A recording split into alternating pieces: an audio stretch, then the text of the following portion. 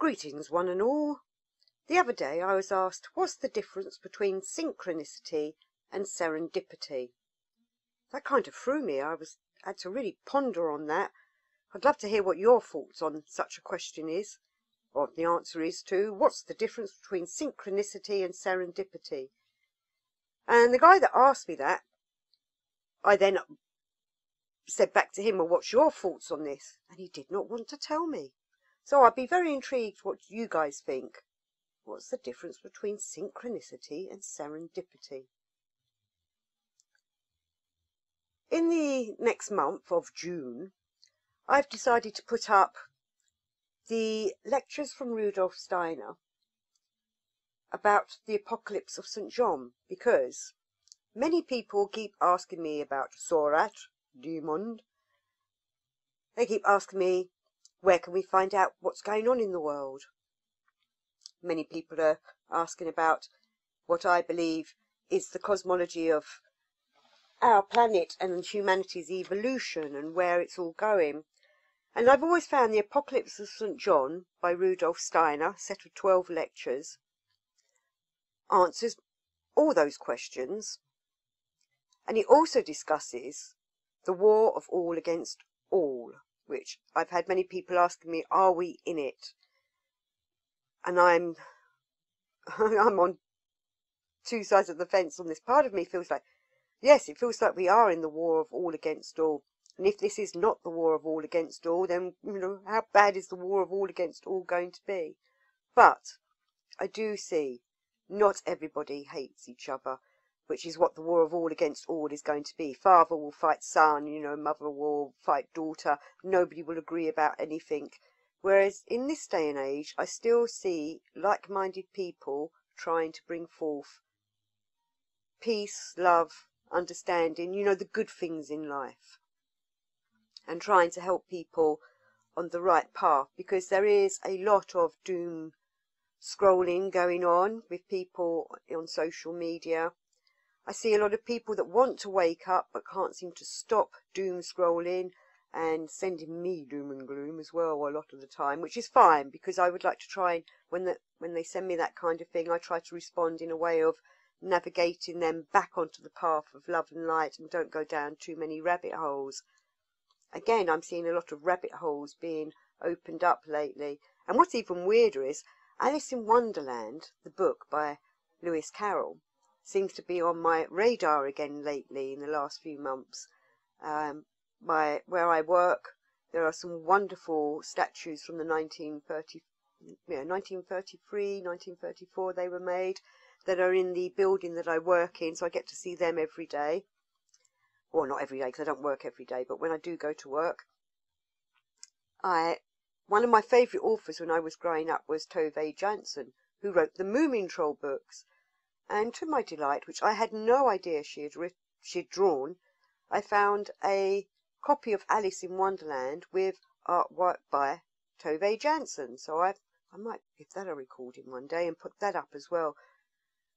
Alice in Wonderland and Alice Through the Looking Glass. Okay, goes down the rabbit hole, and Alice follows. Alice goes through all kinds of situations and takes strange substances and grows tall and grows small, and is really trying to make sense of the world. And as Gurdjieff says, we live in a lunatic asylum. There's illusion out there, there's diffusion out there, there's a lot of confusion out there. And I'm sensing there's a lot of that going on again lately.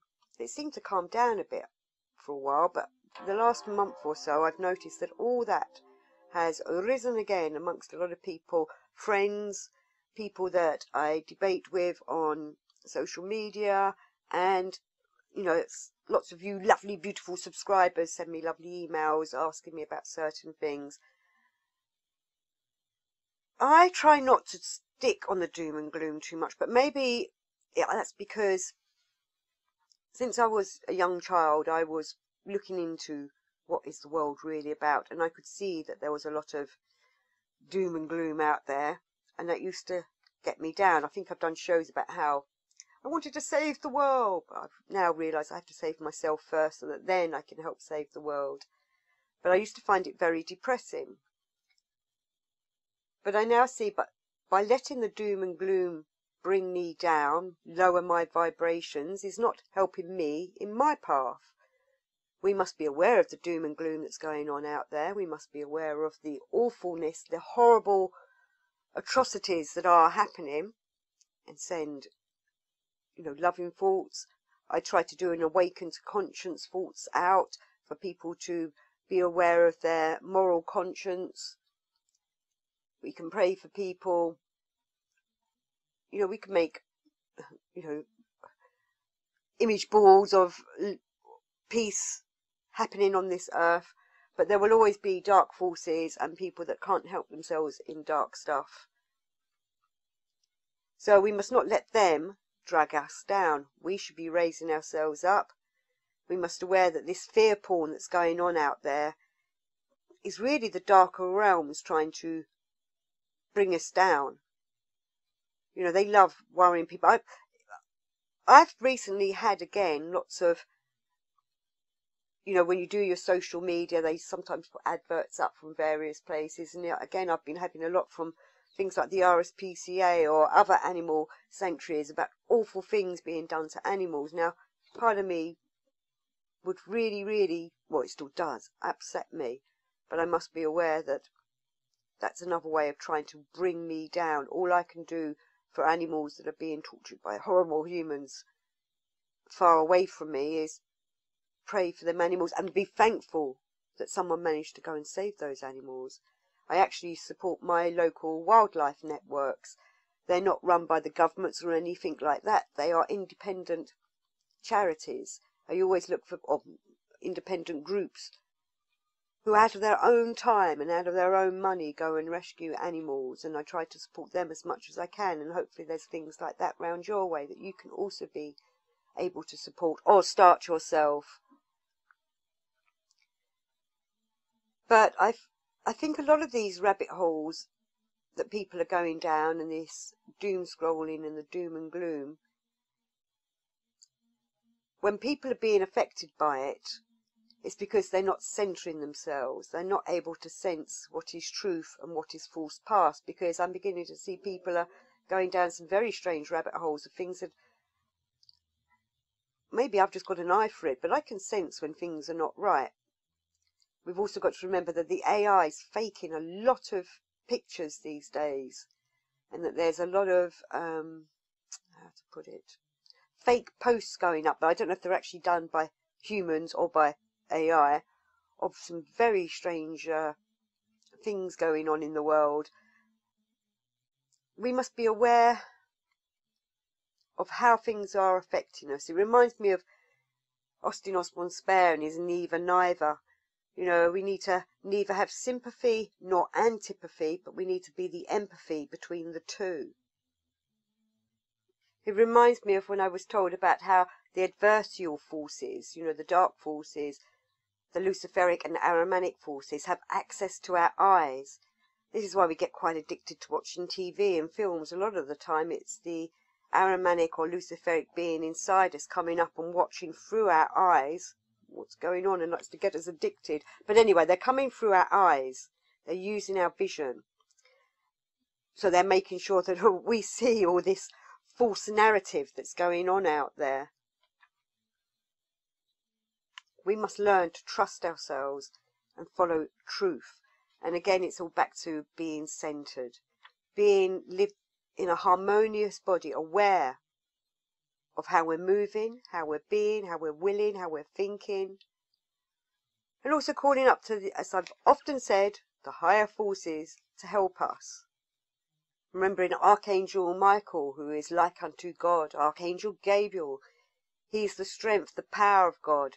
Archangel Raphael, the divine virtue. Archangel Uriel, who is God's light and fire. Archangel Scatliel, who is the speech of God. I've never really been sure how to say that, because I've never heard anyone say this name. Scaltiel, Scaltiel. L obviously is Hebrew for God. Archangel Jedhudel, praise of God. And Archangel Barachiel, the blessings of God. Bara is part of the word of blessings in Hebrew. And we could always call up to them and ask them for help to guide us, to make sure we're staying on the right path. And I wanted to read a little quote from The Riddle of Humanity by Rudolf Steiner. This is from lecture 6.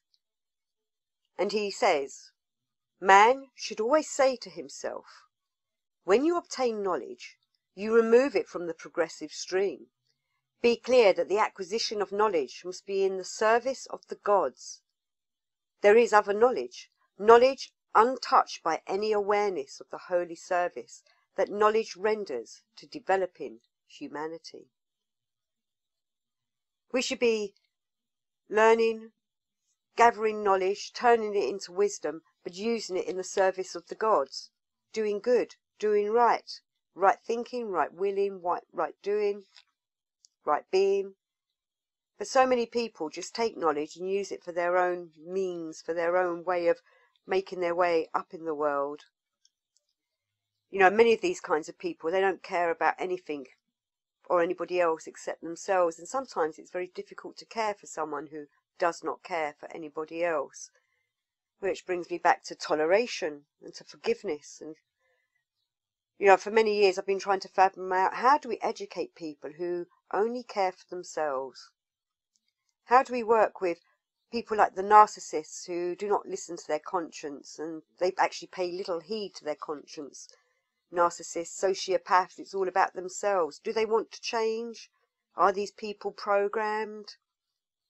How do we show them to be more considerate? Though sometimes I see people are more considerate who are narcissists or sociopaths, but they're just being more considerate because usually they have a agenda behind them. We need to be aware of these kinds of people. Yet at the same time, I feel like we can show by example how to be a right thinking, right loving, right being kind of person, a more harmonious person. But not just by being an example just to show, oh, look at me, I'm being some wonderful person, but because we want to be as true as we can to ourselves and to everybody else. I find it quite niggling when I see people lying to other people. Normally to, I don't want to say that simple people, but, you know, normally when I catch someone out and saying, you know, you've just lied to that person, they just say, well, that person's just a fool, they're gullible. Or they misuse people who are too willing to help, who are wanting to be people pleasers. We need to help these people in their ways to show them that how to improve themselves and find who they truly are, that they don't need to be these people pleasers or fools or gullible. They just need to be shown how to improve themselves in a way of, I'm going to call it esoteric wisdom. How to put them onto the kind of path which will help them develop themselves so they don't become fools for narcissists and sociopaths. You know, like, how do we love narcissistic people? It is with difficulty. You know, we're obviously annoyed at their lack of empathy, at their self-serving attitude, their need to not care for others, what happens to others or to other animals, humans, peoples, you know, do they care about what other people are, what's happening to other people? Most of the time they're putting themselves first, so they're self-serving. Though I do understand a lot of this is just programming, and programming can be broken. But again, it reminds me of what I was saying earlier about the neither. We must not let them affect us. We must have neither sympathy nor antipathy, but we must have the empathy that is the balance between the two. Many of these narcissistic, sociopathic type of people like to try and throw us off course. They like to upset us, and then we find it difficult to think straight when we are upset. You know, we're not being given the freedom or the liberty to be the people we want to be. They want to control us. So this is why I do encourage people not to get caught up with these kinds of people. Sometimes it's difficult. Sometimes we have to work with them. Sometimes they're in our families. So it can be difficult to get away from them. But we must try to remember to be light-hearted. these people that want to control us, they want to be free themselves, really. But we are not free when they are putting us down and upsetting us. We can react to that, of course. We can revolt. But we have to be considerate in the way we do that. It's very difficult to be kind with people when they're being so awful with us. We have to remember when we're engaging with people that everybody's a human being. We want conscious engagement. We want to, even when we're just out and about and going about our business down the high street or whatever, it's always nice to try and have conscious engagement, even if it's just making eye contact with, I don't know, the bus driver when you're getting on the bus, or somebody walking down the street. Really, it's all about being present in the moment, isn't it? Which many of you know about. We've all been reading about it in the Gurdjieff work and the Steiner work. Being present in the moment makes quite a difference. Though most people think they are present in the moment. I often think that I'm present in the moment, but most of the time my attention is distracted, as many of you are. Am I really listening to Debbie speaking on the show, on the YouTube channel? Am I being listened to when other people are there supposedly listening to me? We have to make sure that we're listening to others. And be aware that when we're talking to others, sometimes they're not really listening. But those that are listening are aware of who we are and want to share our sharing human engagement. So I wanted to do this little show just to say that, yes, for the most of June there will be, or the first half of June, there will be a lot of Rudolf Steiner going up, because I do believe the Apocalypse of St. John is a very important series of lectures for those that want to understand the whole role of the Apocalypse of John, the whole role of Christ, the whole role of humanity on earth, and the whole role of all the other beings. He talks a lot about the number 7 in one of the lectures. He talks about, like I was saying, the war of all against all, which many people, I think, are very concerned about it coming.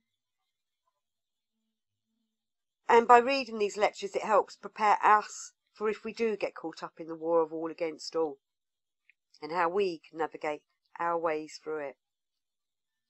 So with love, life and light, I thank you all for listening. I thank those that pressed the thank you button.